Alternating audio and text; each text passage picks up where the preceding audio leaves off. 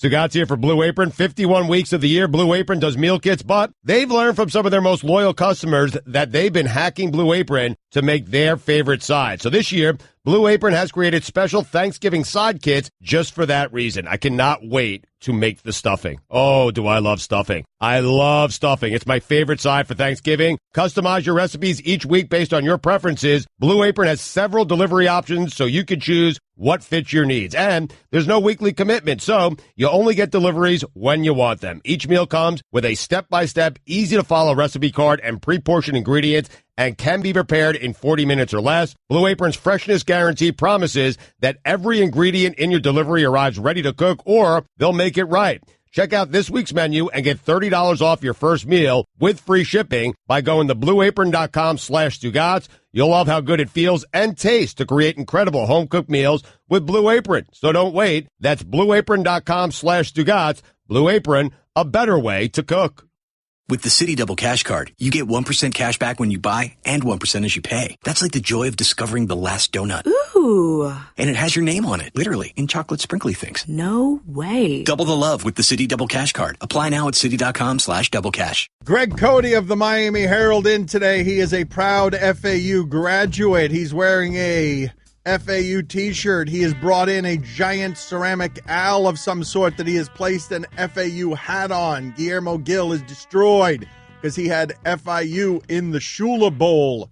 Should that not be the Cody Bowl? Yeah. Why is it called the Shula Bowl? Cody's got a name in this town. That's right. What's Shula ever done? So a texter writes in here, Feinbaum is the new Windhorst. Ain't that the truth?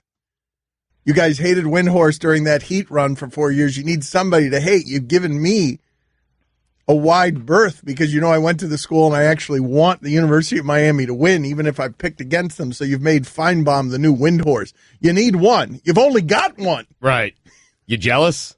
No, I don't want that. The Miami fans were putting up wanted posters on me in the 90s in the Grove.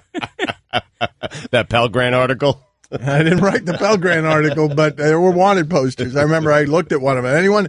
Anyone, you got to find those. Mike, there's got to be something on the internet, right? There's a trace of everything on the internet. Look at Cody taking selfies during the middle of our radio show. Amazing. First of all, it's not a selfie. I'm taking a picture of my owl, hat-wearing owl. You couldn't have done that at any point in the last 20 minutes before the show started? No, because you come into the studio about 10 seconds before we go you need on me the air. in the picture so you can get the click. I don't care about the owl's going to get the clicks, not you. Then why did you need me to be in the studio? You just happened to be. I mean, it was coincidental. I'm taking a picture of my owl. You're in the background. Why didn't you take the picture the last 15 minutes I while you didn't think of it. Or during a commercial Didn't break. occur to me. Right. Mike, what am I going to do about this? You notice he has a banner here, too. He is set up like there's a little FAU corner here. There's an FAU banner. Yeah. But, Mike, I do need help with this, right? Because there's only so much of this show destruction I can tolerate. Like, he doesn't care or respect anything we do. I do, very much. I'm a respectful man. Did you see his tweet? I think it was yesterday evening, where he teased that he's actually going to do work today. Wow. Thank you. He's got a Back in My Day. Nice. He's prepared some Thanksgiving tips. It's a sort of spin-off from the Soup of the Day. Oh, so he's putting forth some effort now on his most viable professional option? He's putting forth some effort now on his most fruitful professional option? He also did. That's nice of him. Yeah, he also posted hashtag singing sports writer. Does that mean it's returning today? Wait a minute. Did you get my prolific show sheet where I went over all this? Yesterday, or last week, he sent a note saying the singing sports writer was going to return, and I forgot. This is exciting. Important to you. Yeah, but this is exciting. Well, but you know what happened with the singing sports writer, right? Because Stugotz, you will recognize some of this because Cody has a little bit of you in him. You know what happened to the singing sports writer, right? It was the source of Greg Cote's greatest national acclaim at one time, and then he just stopped doing it because it became work. He just stopped doing it. Mm-hmm. Yep, and he was in reruns. He was doing row your boat like he did 4 straight weeks or something. Yeah, I love that song. Mm-hmm. I'm familiar with stuff like that. Yep. And the biggest problem he had was that there were fake Codys out there that had funnier songs. Right. Well, that I remember that. That is actually what happened. That's what made him quit. That's actually what made him quit. I was going to say, right, that was the larger issue, right? We started having fake Cotes calling in, and just everyone calling in with songs that were better than yours. No, Mike got it. Mike realized it's like the dad who stops playing one-on-one with his kid when the kid is 16 years old and dunks on him. All right, we're done. I retire. You're ready to move on. I retire, yeah. That is what happened. Mike's has no rivals. Mike's got it. Yeah. Do you remember? Actually, Mike remembers that fake Cote. There was a fake Cote that appeared that was better than the real Cote. That actually happened in real life with basketball, too. He stopped playing me. Of course. At what age? Exactly 16, I think. When I could start backing him down. Hoping you would say Mike, you know what we can do to bother and agitate Cote and make him work harder? Let's play some of the fake Cote's greatest hits. Those were the glory days of our show. Bother me. You were bothered by the fake Cote. You didn't like that we gave the fake Cote publicity. That whole era of the Dan Lebitard show and the real Cote and the fake Cote, and it doesn't really play well in 2017. Why not? Doesn't hold up? Owl on the prowl. It just does not only does it not hold up, sensibilities were different back then. I would say there was some stuff in there that's misogynistic and homophobic and racist. History would tell us that the singing sports writer had really bad judgment. Oh yeah. The only naughty song that I ever did was "God Bless Our Danica." No. That was the only one. No. I remember others. Nope. I've gone through the archives. Yeah, Danica Patrick. I'd like to bump her from behind. Right. Yeah. What a great song. Play that during the show. That would honor me. It doesn't hold up. It wouldn't honor you. You'd go down like Charlie Rose. Am I allowed to be surprised by these? Poor Charlie. I mean, he's poor a predator. Charlie. Poor victim. No, but Charlie's a predator. By his own hand, he's 75 years old. He's got a good name, and then all of a sudden did you do that on purpose by his own hand? Because that was Weinstein. Anyway. And Louis C.K. Yeah. That's true. Yeah.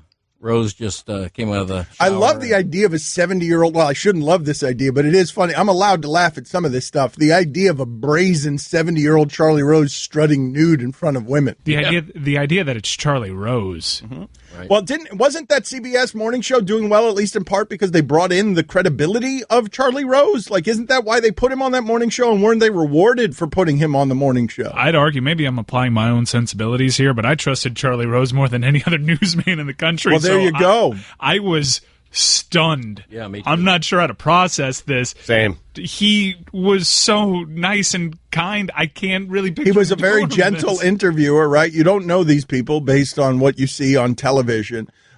You see what's happening with Ratner and Russell Simmons now, where multiple women are saying that they were teaming up.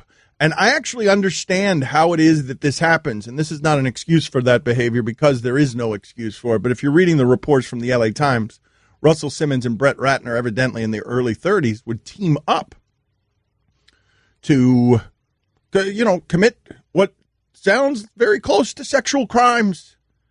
And one of them sounds, if the allegations are true, sounds flatly like a crime. Now, Simmons says it was consensual and that she's misremembering things, but now there are multiple accusers on this. And when I say I understand how it happens, this is how it happened. You're in your early 30s. You come from hip-hop, which is misogynistic, or Hollywood, which is misogynistic. Maybe you didn't have very much success because in high school you had a lisp like Russell Simmons, or you were a fat, greasy guy like Brett Ratner. You come upon your 30s, you got all this access to power, money, jobs, and women, and you just don't know what to do with it. In your early 30s, you behave like a teenager. You behave like a teenager might, kids, high school kids who drink and make a girl pass out and then have sex with her in a basement. Plus, you have others saying this is the Hollywood way. This is the way we've been doing it. This, right? This sounds like chummy frat house stuff that turns criminal. And Ratner's a good 12 years younger than Russell Simmons, too.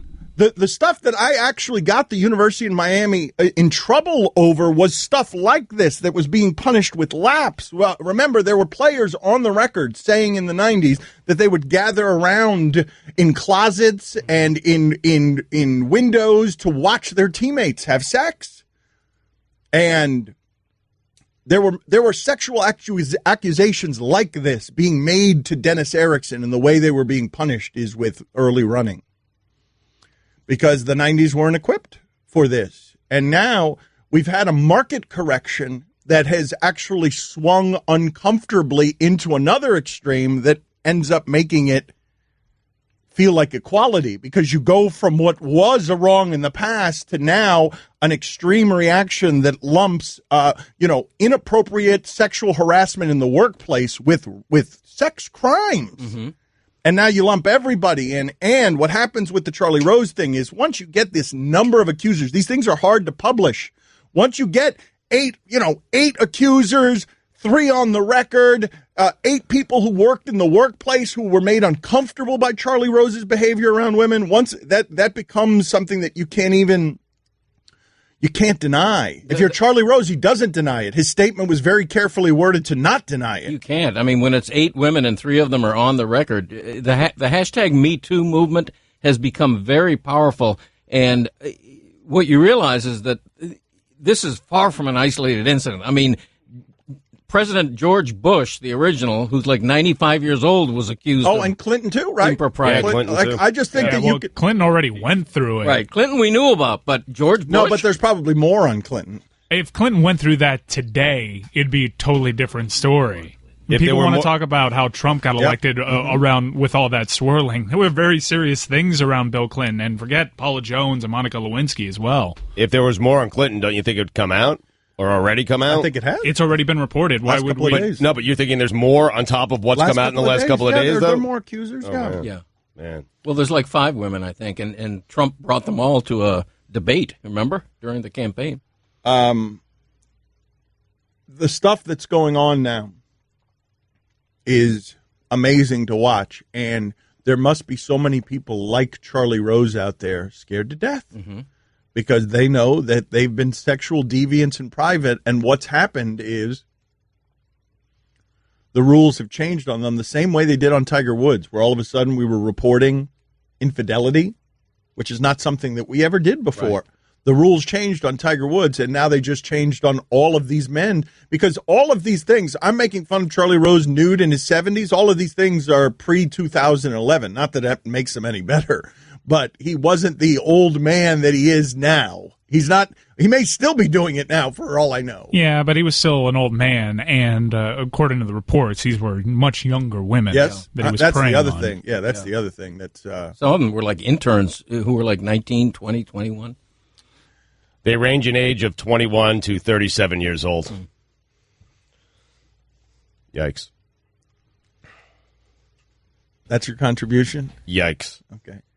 Am I allowed to be surprised by any of these? Because Charlie Rose, that was stunning. I was stunned. You asked yesterday, would it surprise? Like, who would surprise you? And Charlie Rose surprised me. Well, let me ask you guys this question. Al Franken surprised me a little bit as well. Yeah, but some people corrected me on that one. I said that yesterday as well, that it surprised me. And really, if we're talking about men, how surprising can anything short of crime be? Mm-hmm. Like, once you've dabbled in the criminal, we're entering another realm. But that if I say to you, any man, it's kind of like the conversation we were having about Tiger Woods when I said to you guys as it was happening, I tell you any star athlete is cheating on his wife. What do you think? You say, yeah, probably. I tell you any man with power has sexual indiscretions and harassments in his workplace. What do you think? What do you think? Every man? And, no. No. I'm telling you, any man. I'm telling you, I'm not giving you a name. I'm not asking you what is his televised persona like Charlie Rose. I'm saying any man has come upon power in his 30s and has a workplace where beautiful women are coming through. Do you think he's doing anything inappropriate? Maybe not every man, right. but if you had to guess, if you had to guess and be right, you were good. If you're playing a game show, you'd guess, yeah, there's probably, if we all had our browser history called up on all this stuff, everyone had their browser history called up on stuff, you would feel pretty uncomfortable. Yeah, when you put it that way, older man that's worked in television news his entire life, and you know what comes along with TV news, especially from an older generation, I would say, no, I'm not surprised. And then you'd say, what about Charlie Rose? I'd say, what? I'm not saying it's okay to behave this way around beautiful women in the workplace, but any beautiful woman, I'll do it another way. If you don't want to make it that egregious about men because it feels like too much of an absolutism, how about this? Beautiful woman in the workplace between the 20s and 30s. Do you think she ever gets to work without ever feeling like prey? Any beautiful woman, any workplace, anywhere in the world, 20 to 30, do Do you think that she's ever been subject to inappropriate workplace behavior? Your answer there is going to be yes every time. Yep. If you had to guess, yeah, of course. And so now it's correcting itself. It's a market correction, and it's long overdue. And women are angry, and should be. I think the psychology of it is that it's not about a sexual urge as much as it's about control and power.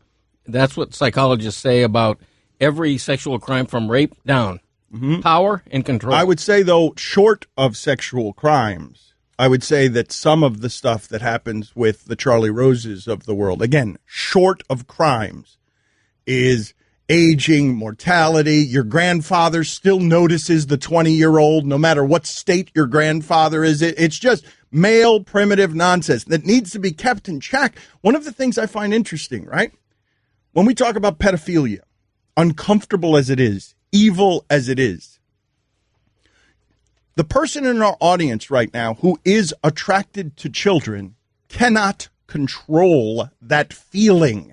The feeling itself of being attracted to children is not something that man or woman can control. What must be governed after that is that feeling is never acted on. Never.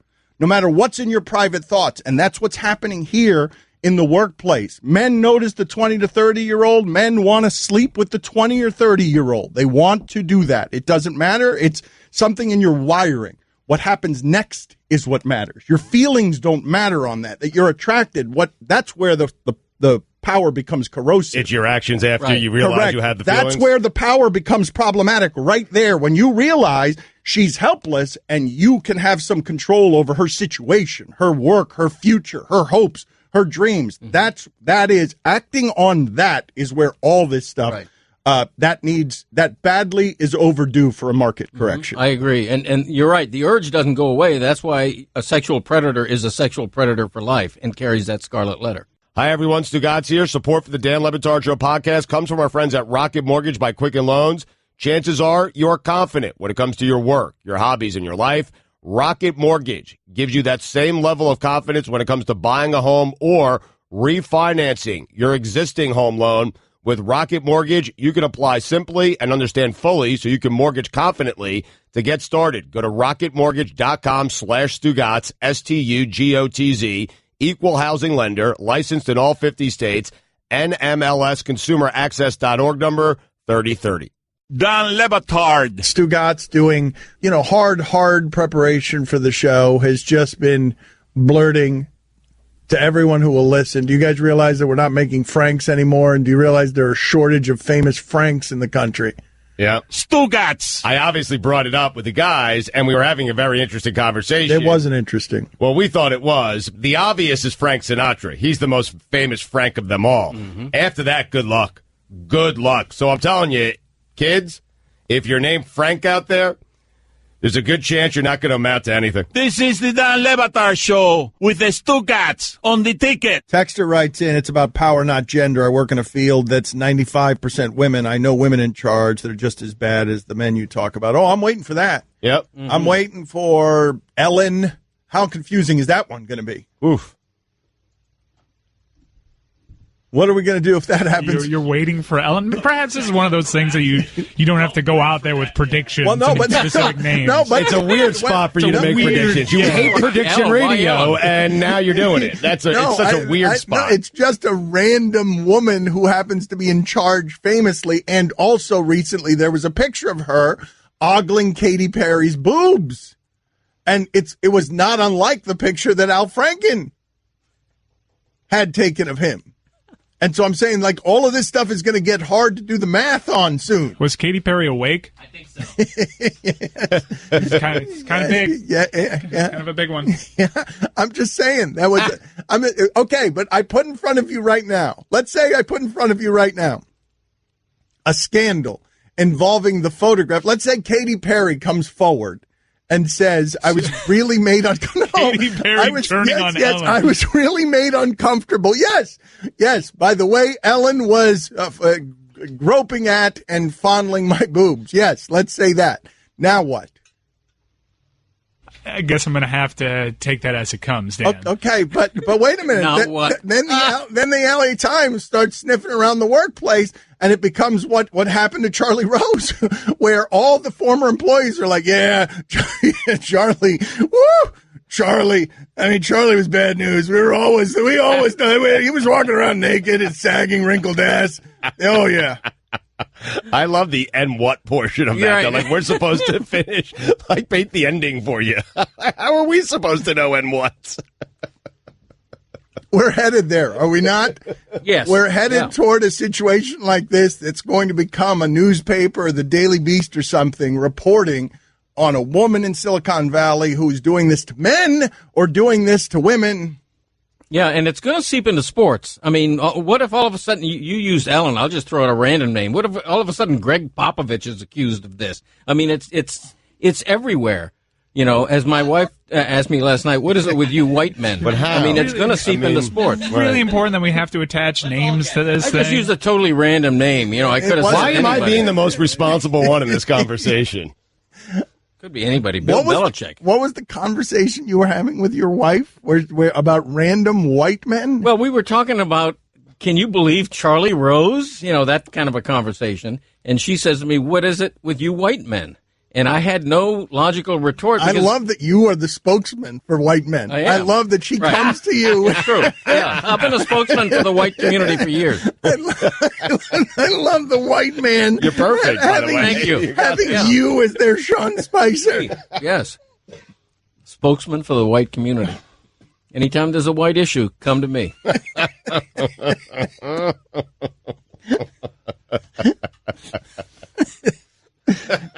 I'm serious, though. What are we going to do? My question stands. The end, now what? Let's make it a powerful woman doing this to men. Are we then going to do that thing where, oh, is she beautiful or is she fat? Are we going to do that thing that we do with teachers where if a man is preying on a 14-year-old girl, that's a crime. But if it's a woman preying on a 14-year-old boy, it's where was she when I was in high school? Like, are we going to do that if a woman boss is next doing this to men? And then furthermore is beautiful, because that's another one that gets done with these school Right. teachers. I mean, I can't speak on behalf of what all men are going to say, but it's Well, kind of. let me hear from what the white man thinks. What does the white man think about what I'm raising right now? It's inevitable. Women are going to be embroiled. Sports figures are going to be embroiled. Everybody is going to be embroiled. And now's not the time. Men and women in the workplace, now's not the time to do anything untoward, because in this climate, everybody's going to come forward and everybody's going to be penalized. There is no time. That is the right time. Never a right Yeah, time. but Sexually harassed. No, Well, the 50s seemed like a real heyday for this. But you're saying there is a heightened Guillermo, sense of hold this, on, right? Put it on the poll, Right. Guillermo. Were the 50s a real heyday for this? Yes, they Question were. mark. Yeah. Oh, yeah. I watched Mad Men. Mad Men, If you were ever exactly. going to do it in a time, that would seem to be the time. Well, what Greg is saying is don't do it now No, because I'm- everyone's watching. No, so just come in, put your head down, do your work, and get out. And what I'm saying is don't do it then either. Don't do it in the heyday either. Right. Ozzy from Ozzy and Harriet, you used to be accused all the time on the set, and look where it got him. Well, but do you realize? I'm kidding, Ozzy. Can we go back now to the 50s right now and place this scandal in the middle of the 50s as on I Love Lucy? Desi Arnaz and Lucille Ball are not sharing a bed on the television show, even though they're married, because American sensibilities couldn't handle a shared bed from a married couple on television. Right. Quaint. They had 2 single beds. They were married and had 2 single beds for bedroom scenes. Same room? Yes. Okay. My great-grandparents had that. Did they? Yeah. My wife and I have that. Same.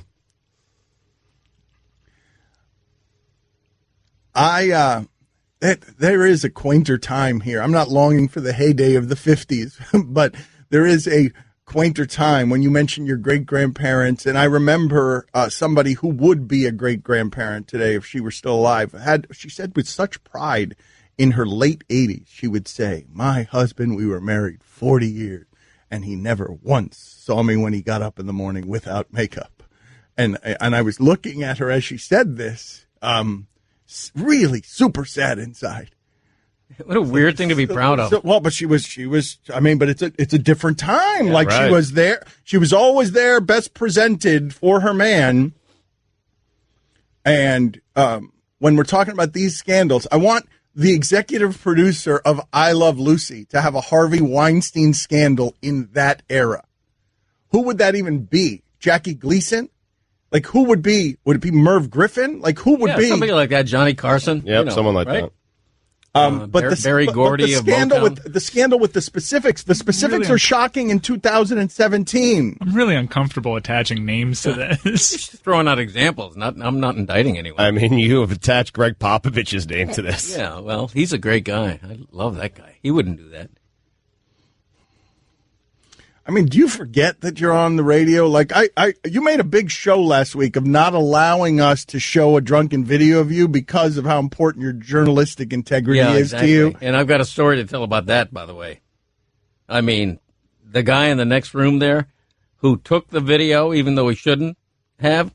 Your son. And who I asked to delete the video, and he hasn't. Mm-hmm. I find out a couple of days ago that he was recognized and asked about the video at some men's softball game and shows the embarrassing video I did not to show- two people he doesn't even know. It's a teased betrayal them. by my No. own blood. I teased them. I did not show them. You said you did. Just to bother Are you. you lying then or now? Are you not Just to bother you, familiar man. with your son's work on this front? He didn't and wouldn't betray you. You should have seen this guy at breakfast. I was getting like the wagging finger, and he was almost about to leave breakfast. It's a betrayal. And I'm not, everybody thinks I'm joking all the time. When it comes to that video and you showing it to strangers, that's a betrayal that I don't appreciate. Okay, again, though, getting back to the original point, which is there you care about your journalistic integrity. When calling Greg Popovich a sexual predator, there you don't First care. of all, I didn't call him a sexual predator, and we need to make that clear. I'm using that as an example. And the reason I used his name as an example... You did it to Ellen. Is that Greg Popovich I probably respect more than any other coach in any sport. So if it can happen to Charlie Rose, it can happen to a Greg a drunken Popovich. video of me. I did it to Ellen, but I'm not sitting here guarding my journalistic That's fair. credibility. That is totally fair. What was your drunken video? Greg, did you see that someone had a sign for your college game day? I did. It was asking to release the video. Yeah, but it was still signed. I think it was addressed to Christopher. Yeah, I think that was to me. you. Right. But you love that, right? Yeah, that he loves. That he loves. What? Were there clicks and hearts there? Do you realize? Wait, Cody, do you realize how many clicks and hearts you would get for that drunken video? Yeah, click on columns I write, not on drunken videos. How's that? The drunken videos Not are as good. interesting. I just saved hundreds of dollars by switching to Geico. I'm so happy, I feel like I can fly. Disclaimer, you will not be able to fly by switching to Geico. This is against the laws of physics and nature. If you find yourself flying, please seek professional and or medical help immediately. In the unlikely event you find yourself flying, you might be a superhero, or a pigeon, or a superhero named Pidgewoman, who was bitten by a radioactive pigeon. If you are indeed Pidgewoman, Geico retains all licensing publishing rights in the event Pidgewoman the movie becomes a top-grossing Hollywood blockbuster. Geico. 15 minutes could save you 15% or more. Dan Le Batard. Another guy writes in, can you kiss LeVar Big Ballers bleep anymore? He's a loudmouth idiot living life through his son. Don't dare us to kiss his bleep some more, because we will. We'll wash his balls. I don't think I did that right. No. Stugotz. Did you do that? What You I just did cut there, right if to you it. really want to classify it, is identified as I made a mistake. When did you know that you had made a mistake? I did. Well, I would say right around where I got the looks of horror. I would say that's when I realized it. It felt wrong coming out of my mouth. Let me rephrase that. This is the Dan Le Batard Show with the Stugotz on the ticket. Greg Cote of the Miami Herald in with us all show today. Mike Ryan is wearing his Miami Heat gear, and I would go ahead and start worrying about the Miami Heat if they've just anchored themselves to a whole lot of mediocrity for 4 years. Because these impassioned meetings of people who are no longer in a contract year Right. don't mean very much when Indiana is coming in here and beating you by 30, and Indiana seems to be the the same team without Paul George that they were with Paul George. Yeah, they're pretty good. Spoelstra, who's normally pretty even-keeled during these press conferences, these post-game press conferences, he was mad after that Pacer game. But they're in trouble. They're in trouble because they're one of the worst teams in a very bad conference, and where are the improvements going to come from if not from within? Like, he knows that. He's got to get them playing at max ability. He's got to get them playing like they were all playing when they were in contract years. Mm-hmm. James Johnson was in a contract year. Deion Waiters was in a contract year. I don't know what you do about this. I don't know how you fix it because you have a team with no all-stars. You saw what happened last night in Detroit. You keep telling me Stan Van Gundy's team is good. Stan Van Gundy keeps telling me you can't win without stars in this league. Right. Detroit had the best home record in the league. Yep. Cleveland goes in there last night and is winning by 50 at one point. Yeah, blew them out. But Miami at max is Detroit. I think it's way too early to panic. As you say, they're one of the worst teams in the NBA. They're only 2.5 games out of the 4 seed in the East. I didn't say panic. Well, here's why I'd be concerned, not panic. The Knicks are better, Mike. The Sixers are better. The Pacers are basically the same. There's 8 spots to get. The Magic are a little bit better, so there is reason to be concerned if you're a Heat fan. All these teams are a little bit better, and all these teams are grouped right with where the Miami Heat right now, despite the Miami Heat not playing close to their best basketball. They had a really hardcore practice last week. Oh, for the love Spo's of trying to for the love of kickstart. God. Really? I mean, you lost, Mike. You lost. May I finish my point? So you're going to see what you can get with this team, and I wouldn't be surprised if they make moves. If they continue to play this kind of 500 basketball, we're less than a month away from a lot of those contracts being able to get moved. Okay. I mean, but how valuable are those contracts, I guess? I mean, they signed a lot of people to fair market price. They earn huge, massive contracts that are, even though Tim Hardaway Jr. is playing very well, that's considered a tough contract to eat. They have movable contracts, which is the only positive you can say from their offseason, which up until now seems to have been a big mistake.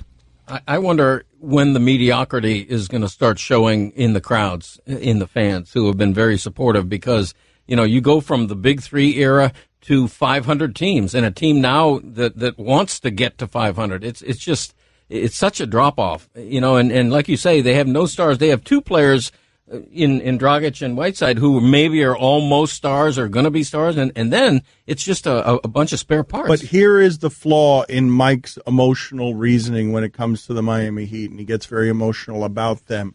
You can't tell me, hey, don't get too concerned right now, and then say, in a month, they'll be able to blow the whole thing up. Because that is the proper amount of concern to have if you're thinking about that. If you're thinking about that. Like, you can't tell me that, yes, they have some mildly tradable pieces. But what I'm telling you is if they stay here for another 2 months, they will blow it up. And now we're going to do all that shell game stuff that we do. They're not going to get a whole lot of time to fix this. I don't think Riley's going to be doing this much longer, and he's not going to leave it like this. I think Riley's gone soon, and I think Riley isn't going to leave it like this. So there'll be like another shuffling if that's the route that they end up going. Yeah, I'm not panicking because I trust if they make moves, they'll make the right moves because historically they have. Right, so if they continue to struggle, and struggling for them is around 500 basketball, like it's been for the entire last season and a half, it appears, then they'll do the right thing as they see fit. There's no more loyalty. Your loyalty to James Johnson and Deion Waiters for their seasons last year was giving them those contracts. I do think, though, that the place that we've arrived already, I don't believe this to be an overreaction. We now realize that what their record was last year probably was what they were. Not what they were in the second half. The 82 games. No, what they were over 82 games is what they were. A lot closer to that than what they were the last half of the season. I feel like we could say that already, and it's a very small sample. But I just don't know how you get better from here. Hardcore practices, tough talk. I mean, these guys care. James Johnson cares deeply now, man. He's been moved by this whole captaincy and being the player on this team that is important, mattering somewhere, and having an identity. All that stuff matters to him. He cares. Yeah, he's the next Udonis. But he's only so good, no matter how much he cares. Yeah, I guess because of that stretch, when you ask the question, how much better can they get from here? Well, recent history would tell us they went 30-11 down the stretch, so they can get a lot better. Explain to me how. It's the same pieces. No, but how? I couldn't explain how they did it last year. No, but the same guys just figured it out. What I need you to tell me is you're banking on a lot there, Mike. How does it change from here? I'm not really banking on a lot. I'm banking on the exact same thing that happened last year with pretty much the same exact pieces. All right, but 30-11, like... No, it's tough. It's tough because Deion Waiters, when they went on that run, Deion Waiters was playing his best basketball of his career, and he seems to not be the same player right now. Mike, and he's not going to be without surgery. Yeah, I understand that. They can figure something out, though. Whiteside can continue to develop. Dragic can get more of the responsibility. No, I don't think they can figure something out because last year's season ended against the Orlandos of the world because they never did get figured out how to play without Waiters. They never did figure it out.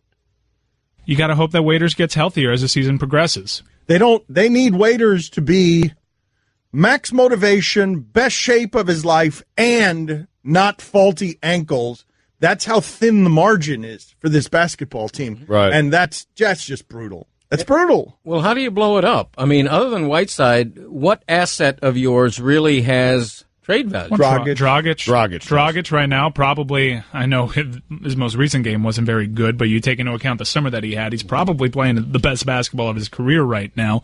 And for a team that's close, that's an asset that they'd want. I know I'm being... But what would it bring back? Because you're also dealing with teams that are close. So you're getting, more, I don't know. Right. Riley's not really the guy to get assets and build assets, especially at this stage in his career. Like Dan mentioned, you try to flip that for a different type of player. I imagine really he's going to chase the Pelicans players. He's not a draft guy. I mean, he's not going to be interested in I think we're a half a season from, again, doing the shell game, moving all pieces around, everyone's in play, Miami Heat in every trade rumor. Yeah, it's curious that you mentioned the fans because I don't know, it kind of feels like this town only gears its attention towards one team at a time. It can't really take two, which is why a long time this was a basketball town. But, I mean, you see Miami Hurricane merchandise up 480%. You see a noon game selling out. Amazing. And you're seeing a Heat team that's right now just sort of treading water, and it kind of feels in that arena the way that it did at the beginning of last season where there was zero interest up until they made that run. Right. The only thing that's interesting about the Miami Heat is winning. Like, that's... Right. Right, if they're not winning, that team is just not interesting at all. No, starless. I mean, nobody on the roster's ever made an all-star team. They're literally a starless team. I know I'm often accused of being emotional. I feel like I'm hitting this from a pretty even-keeled perspective. I'm going to give these guys another month to figure it out, and then you have movable contracts, and you have a very aggressive general manager, and you have to put your faith in them. But while I'm not talking about panic, and I don't want to do a semantics conversation about whether you should be concerned or panic or what that spectrum looks like. I don't think you can be panicked with a team like this, a roster like this. But what I am telling you, though, is now would be a good time to take inventory of the Eastern Conference is really weak. You thought they'd have a chance at the 1 seed. They don't have any chance at the 1 seed. They don't belong in the group with the best in this conference. And it ain't going to be too many more losses before you start wondering to yourself, when's Riley going to fix this? Mm-hmm. And so that is if you care about this team, that is a concerned place for a fan base to be. Wednesday's a monster game, in my mind. You have the hottest team in the league, the hottest team that we've seen for a while in the league.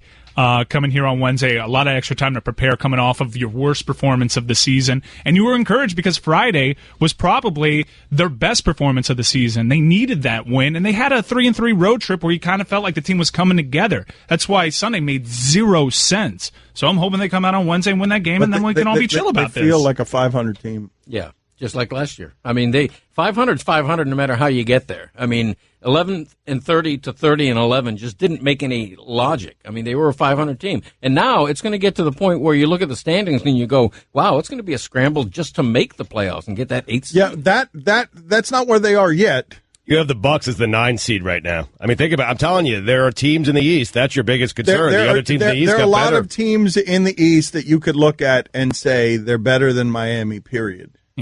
Yeah. And it's a bad conference. Right. Understood. But right now, as I said, they're 4 games out of the 2 seed. All those teams are bunched up right now. One good week, and we're having a completely different discussion, I feel. But you feel like a win over the Celtics tomorrow night could maybe jumpstart them a little bit? I do feel I'm putting a lot of stock in that game on Wednesday. The Miami Heat team that finished 30-11 towards the end of that season with these very same players, they win that game in that spot. They win that. They won that last season against the Warriors. So I think Wednesday's a very important game, especially coming off of that performance on Sunday. Well, the Celtics have won 16 in a row, so the law of averages work for Miami. I think even if they somehow beat the Celtics... Right, eventually they're going to lose. You're right. What does that mean exactly? Theory? I just love Mike's whole thing of, I'm totally rational about this. I don't want to sound concerned at all. This next one, if we lose it, blow it up. Yep, they've got a month. Yeah.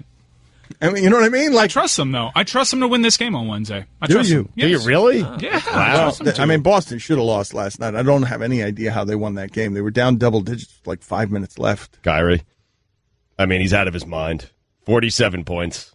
Unbelievable. Because I watched the end of the fourth quarter and that overtime, and he was just ridiculous. Stugotz, one of the great magic tricks of my lifetime when it comes to management and coaching is that the Boston Celtics turned Isaiah Thomas into that. Right. It's the worst defensive player in the league, the smallest player in the league.